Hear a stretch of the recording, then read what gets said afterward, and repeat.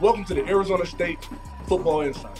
I'm your host, Rob Penn, along with the big fella, Juan Roche and J.R. Redmond. How y'all doing, fellas? Solid. Wish we were better. For sure. Hey, we have to talk about it. Last week, we went up to Stanford and going there 14-6 at the half, ended up getting blanked in the second half and losing on 5 field goals, eventually 15-14. Now, Juan, what do you think is the biggest reason for us stalling like that and not making the proper adjustments in the second half? I mean, you could pick the issue, right? At this point, any area of the team, there's concern. There is a lack of execution. You can even put it on the coaches as far as what were they seeing that you go up 14-6 and your defense is doing the job by holding them out of the end zone, but you're not able to catch rhythm on offense. And it just seems like every game we're having some type of issue. And even against UW, where it became a shootout where defense was containing them but not holding them, and the offense was scoring. Then you play a team like Stanford, who, by the way, guys, was giving up 197 yards per game on the ground. And you become a throwing team when you have unproven receivers, but you got two arguably of the better backs in the Pac-12 in Xavier Valade and Daniel Ngata. Yep. Why not let your offensive linemen eat? So I'm miffed. I'm confused. What happened at halftime in this locker room as these coaches are talking? You only got an 8-point lead. The second half would have been the time to crank it up, get them on their heels, munch up the clock, score a couple of touchdowns, and get out of there with a win. Instead, you lose because the team kicked 5 field goals. That's just an indictment on coaching. It's an indictment on execution. And at this point, guys, you have to wonder when they're going to shake out of this, if they're going to shake out of it at all. What characteristics is necessary to pull out these 15-14 games as a team altogether? I believe just what you said, being a team. And that's being a team through and through. It starts up top, obviously with coaching. Everybody has to share and understand what the head guy is saying. That permeates through the position coaches, from the coordinators to the position coaches, from the position coaches to the players. And obviously the players have to execute. They have to make plays. You got to get first downs, and, you have to find a way on special teams, to make a play. I believe last week I said that was one of the things that we're going to need to do on special teams, make a play. And this week we've seen it was their special teams that actually allowed them to win the game. So we just got to make sure that we're firing on all cylinders, all phases. Defensively, obviously, they weren't able to put points on the board, right? So, we did what we needed to do defensively. And offensively, we got to find a way to put some more points on the board, obviously. But I still think we run the ball to get that done. I still think we hand it off. I believe that, however it pans out with the passing game, that's going to be about preference. Yeah, for sure. It's going to be about preference. Hey, JR, it was pretty balanced. Like I said, the game plan was pretty much 50-50, when it comes down to run and pass. Hey, let me throw this to Juan real quick. Hey, one thing that I do have to say and give props to is that defense. At the same time, we're talking about the offense and being stagnant in the second half. We have to give it up to that defense. You get what I'm saying? For standing up strong and not giving up no touchdowns. You know what I'm saying? I was impressed by the defense. Those guys over there, those coaches are doing a good job. Like I said, Chris Claiborne stepping out doing his thing. And, man, they got some linebackers over there, that I'm proud of. So, Juan, what do you think about this defense? I think the defense definitely improved. When you look at what happened against UW, where they were at times scoring at will, with ASU matching it on offense, it was a good synergy between the teams. Okay, you're in kind of a shootout situation. That wasn't the case here. This was a grinded-out game. Stanford was not the Stanford of old. They are trying to be the Stanford of old, but they gave up, 4 sacks a game.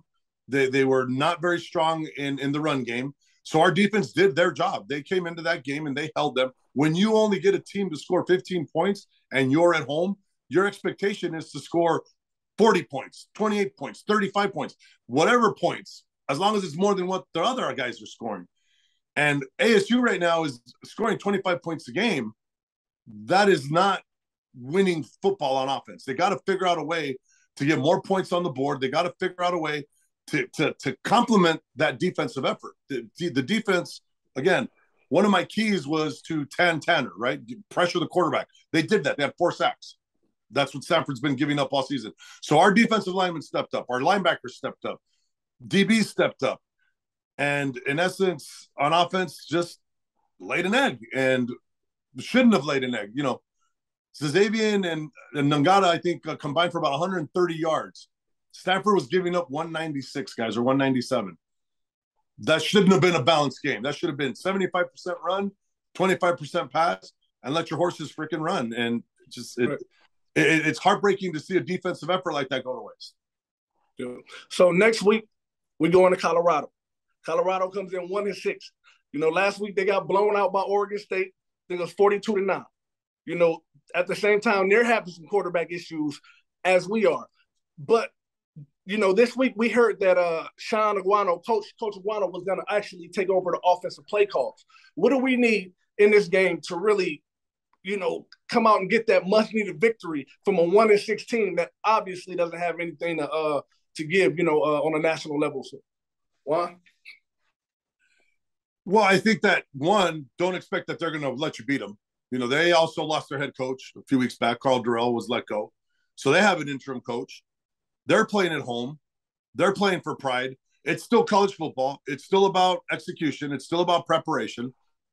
So unless ASU goes up to Boulder and takes care of business, they're going to come home 1-7. And that is going to really, really sting. So to me, this game is all about who's who, what do you got, what are you bringing to the table, and you got to leave it all out on the field. Hey, JR, how do you think we should attack this Colorado defense with Valladay and Ngata? You know what? I think we should take what they're giving. I think we should utilize what our strengths are in the run game. And if our strengths are their weaknesses, then definitely we need to do that. And if there are some things that we may need to implement to expose some weaknesses that they have, they may not necessarily be in our scheme, then maybe we need to implement some of those things. But I think definitely just run the ball. We have really good talented running backs, and you can throw the ball, dink and dunk the ball around the field also. And just as far as the passing game is concerned, you know, we got to run coverage beaters. Whatever coverage they're in, we got to run the plays to beat them. Hey, I do want to call out one play last week from that game. That one-handed catch that was out of bounds that would have won that game was incredible. Incredible. Wow. Hey, wow, what did you say when you seen that catch? That reminded me of a younger me back in the day. You know, I was like, oh, boy, that's big time. Yeah, when you see plays like that, it actually upsets you because you know that this team has talent. You know that the roster has players that can execute and can deliver a big play. Now, that one was called back, and it would have been.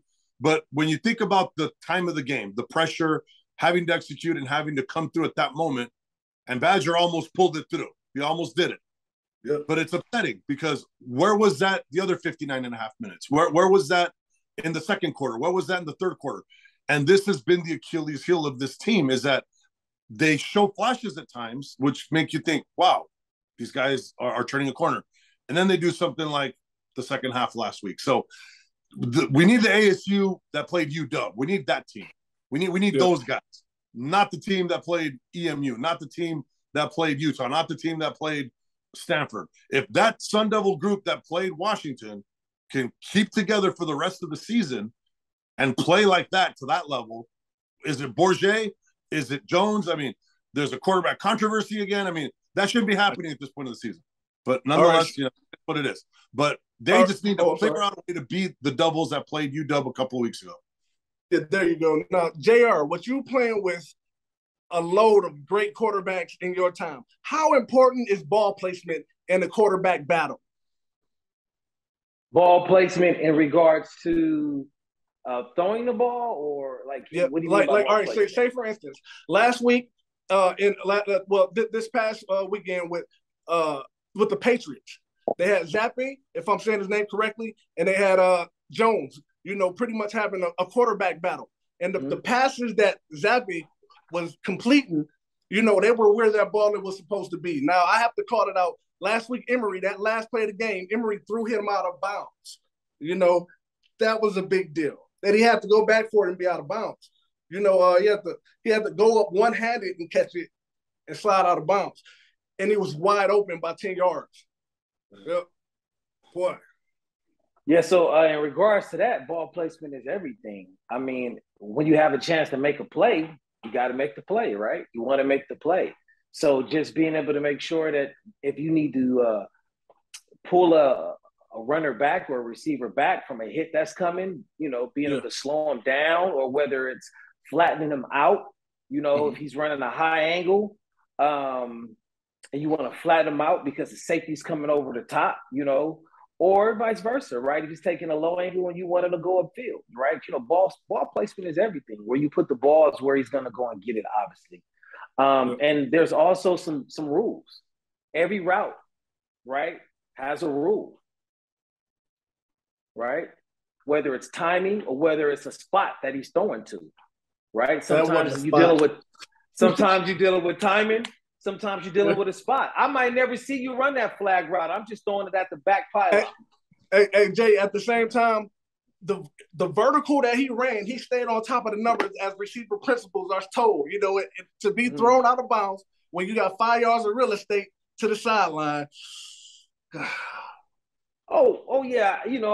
We definitely understand that that's not something we want to happen, but at the same time, it's a part of the game, right? You're not going to make every throw. Now, Juan, like I said, this week we're going to Boulder against a 1-6 team, us being only having 2 wins ourselves. Then let's get a prediction for this game. What's going to be the final score? Final score is going to be tough. If it's the band of Sun Devils that played the University of Washington 3 weeks ago, it would be a Sun Devil rout all day long. They'll score a lot of points. You're looking at a 42-10 victory. However, that said, if it's the Sun Devils that played Stanford, they can't seem to find the running game or can't seem to find the end zone in the second half especially, then we'll be looking down the barrel at 2-6, guys. So it's just going to depend on which team shows up. I'm just going to throw a number out here. I'm going to say 23-17. We leave Boulder, getting ready to come in here against UCLA, and really put it on the national stage. JR, what you got before we get out of here, brother? Well, what you got really at this point is a couple of teams that don't have anything to lose, but another game. And so it should be very interesting. What are you laughing at, man? It should be very – no, seriously, though. It should be very interesting, right? Because right now, like Juan said, this is for pride at the end of the day, Both of them have lost their leaders, right? So both of them are kind of trying to solidify an identity and how they're going to finish the season or who they're going to be over the course of these next few games. Definitely. Right? And that very well can be established this week, right? That identity in regards to who we're going to be. Who are we going to become to finish out the season? What are we going to be finishing this season? How are we going to go about doing it? What's going to be our identity? Are we going to stick tough with the run? Are we going to mix it up? Are we going to have long developing plays down the field? Or are we going to dink and dunk? Right? Yeah. Are we going to just try and force our will on people and run what we want to run? Or are we going to run what's open, what's being given? Are we going to take what's being given? All of those things all of those questions, both teams have to answer. Both teams have to figure out. So it should be a real interesting game.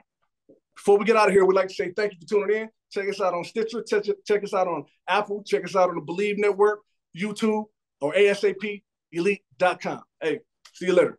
Go Sun Devils. Works up. Hey.